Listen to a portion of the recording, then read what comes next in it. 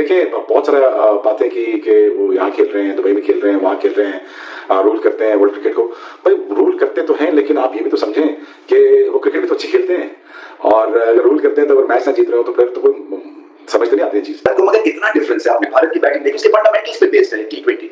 ये मत समझे कि छक्के लगाते हैं अभिषेक या बाकी जो है सूर्य कुमार यादव आके वो इम्प्रोवाइज करते हैं। उसके पीछे आप देखें, एक तो स्किल लेवल, एक तो मेहनत, दूसरा फंडामेंटल स्ट्रांग है। वहां पे जब टफ बॉलिंग हो रही होती है तो सीधे बल्ले से भी खेलते हैं, सिंगल्स भी लेते हैं, और एक तरह से रिदम पकड़ती है भारत की बैटिंग। 99% लोगों को ये पता है, आइडिया है कि इंडिया ही ये फाइनल जीतेगा, क्योंकि जो टीम्स हैं कोई मुकाबला ही नहीं है, दूर दूर तक कोई मुकाबला नहीं है। अगर इस जगह पे पाकिस्तान की टीम होती तो मैं ये कहता जरूर पाकिस्तान टीम का भी कोई मुकाबला नहीं है। और मैं ये नहीं कह रहा कि पाकिस्तान हरा नहीं सकता, ये श्रीलंका हरा नहीं सकता, या बांग्लादेश इनको नहीं हरा सकता। स्किल की खाली बात नहीं है, यहाँ पे इंटेलिजेंस चाहिए। मैं हमेशा माइंडसेट की बात करता हूँ, वो यही है कि आपको इंटेलिजेंट होना है। आप जब ऑपरेट करते हैं मिडिल में एज अ बैटर या एज अ बॉलर, तो आपका मैच है आगे, तो आपने वो मैच या वो बैटल कैसे जीतनी है, वो सिर्फ स्किल से आप नहीं जीत सकते, आपको इंटेलिजेंस भी चाहिए। लेकिन ओमान जैसी टीम जो है ना, वो माइटी इंडिया को कभी भी नहीं हरा सकती। ठीक है, जिस तरीके की इंडिया का बैटिंग लाइनअप है, जिस तरीके का इंडिया का बॉलिंग लाइनअप है, जिस तरीके का ऑलराउंडर उनका कॉम्बिनेशन बना हुआ है, उस तरीके का अगर आप कोई भी टीम होना तो उसके लिए आपको ऑस्ट्रेलिया को लाना पड़ेगा कि शायद वो भी मैच टफ होकर एंड में ऑस्ट्रेलिया जीत सके। मुझे तो नहीं लगता कि 21 सितंबर को जो दूसरा मैच है उसमें शायद हम ये दावा करने की पोजीशन में भी होंगे कि हम इस इंडियन टीम को हरा सकते हैं। देखिए, इनके सारे खिलाड़ी जो है ना, ये टॉप परफॉर्मर है, इन्होंने आईपीएल में बड़ी परफॉर्मेंसेस दी हैं, बहुत एविडेंस उन्होंने दिए हैं, टिक बॉक्सेस किए हुए हैं, बट ये मैच इनके लिए बस समझिए हलवा है आज का मैच। देखिए ये सब आपस में ना ये एक जैसी टीम है। अच्छा नहीं ये एक जैसी टीम है, पाकिस्तान, श्रीलंका, अफगानिस्तान, इनमें 19-20 का फर्क है। अगर क्लियरली कोई बेहतर टीम है यहाँ पे, जैसे कल परसों से वो चल रही है ट्वीट्स के इंडिया यहाँ अपना टाइम क्यों वेस्ट कर रहा है, ये बातें चल रही है एशिया कप को लेके, तो अगर कोई डिफरेंस है तो इंडिया का ही है, बाकी सब 19-20 है। श्रीलंका की टीम लुक्स वेरी डिसेंट। यार मतलब कि ये फिर वाकई स्टेटमेंट होती है कि एक इंडिया का लेवल है क्वालिटी का, और फिर बाकी दुनिया आती है, और you know rest of the test playing Asian teams are still behind India, there is daylight between them and India. मगर जो एसोसिएट्स हैं उनके और इंडिया के दरमियान में तो गैलेक्सीज है। इंडिया ने अपनी झलक दिखाई है दूसरी टीमों को, अब दूसरी टीमें सोचेंगी, पाकिस्तान सोचेगा, श्रीलंका और बांग्लादेश, कि हम क्या प्लान करें। अब वो प्लान जो है ना, प्लान चलेगा, मैनेजमेंट बैठ जाएगी कि बुमराह के बारे में सोचेंगे, पांड्या के बारे में सोचेंगे, नया बॉल ये करेंगे, तो स्पिनर्स आ जाते हैं पावर प्ले में। तो अब बहुत ज्यादा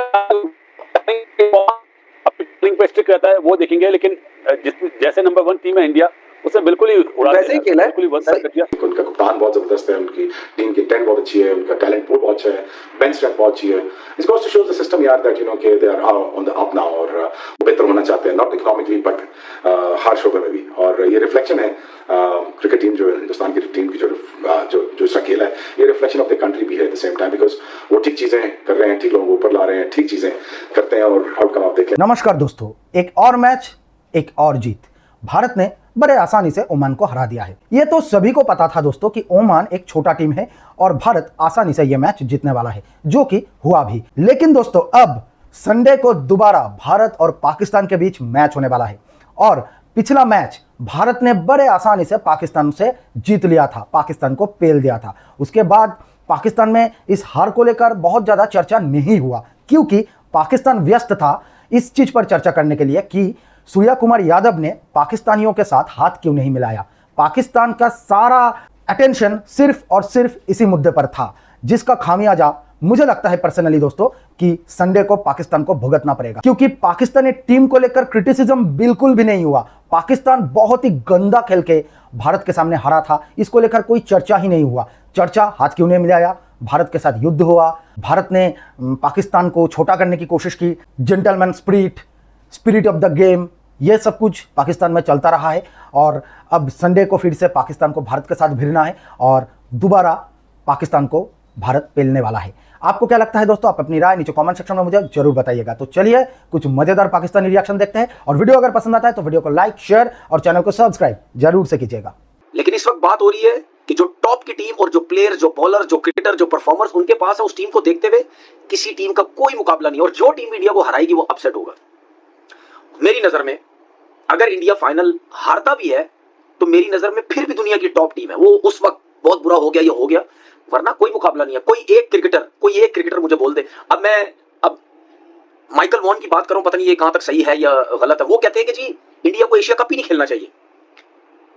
भाई क्यों नहीं खेलना चाहिए?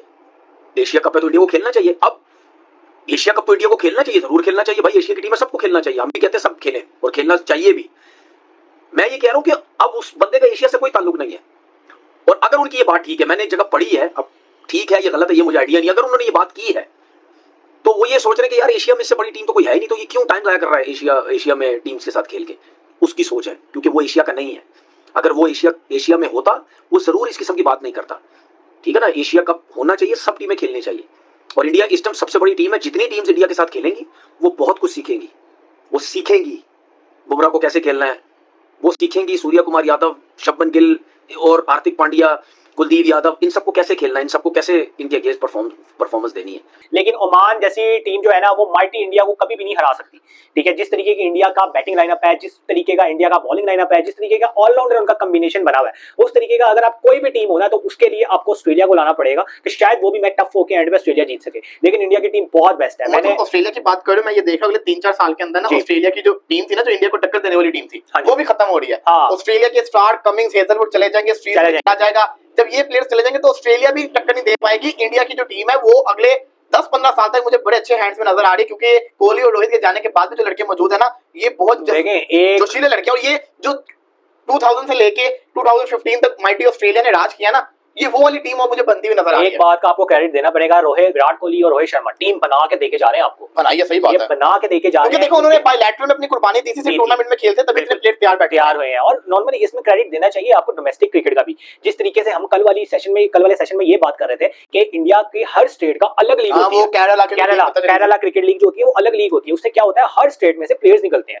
तो जब आपके पास फिल्टर, इतना जबरदस्त फिल्टर होगा तो आपके प्लेयर्स डेवलप होंगे, आपके प्लेयर्स अच्छे निकलेंगे, आपका कंपटीशन बढ़ेगा। जिस तरीके से जो ऊपर आएगा, जो इंडियन टीम में होगा वो बेस्ट ऑफ द बेस्ट होगा। एग्जैक्टली। तो उस तरीके से आप टीम्स बनाते हो यार। मतलब कि ये फिर वाकई स्टेटमेंट होती है कि एक इंडिया का लेवल है क्वालिटी का और फिर बाकी दुनिया आती है, और rest of the test playing Asian teams are still behind India. There is day light between them and India. मगर जो एसोसिएट्स हैं उनके और इंडिया के दरमियान में तो गैलेक्सीज है।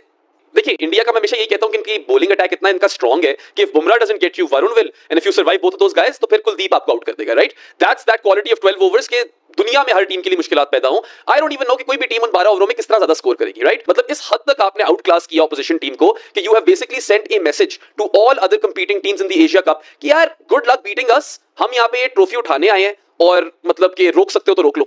तो दोस्तों जैसा कि आपने देखा, भारत को तो ओमान के साथ जीतना ही था, यह तो तय था। लेकिन जैसा कि मैंने पहले ही बोला, संडे को फिर से भारत पाकिस्तान बड़ा मुकाबला होने वाला है। दरअसल दोस्तों भारत और पाकिस्तान के बीच अब जब मैच होता है तो इसे बड़ा मुकाबला उस तरह का बड़ा मुकाबला अब नहीं रहा है, क्योंकि भारत और पाकिस्तान के बीच जब भी मैच होता है, मैच लगभग एक प्रकार का ही होता है और वन साइडेड होता है। भारत बड़े आराम से पाकिस्तान को पेल देता है।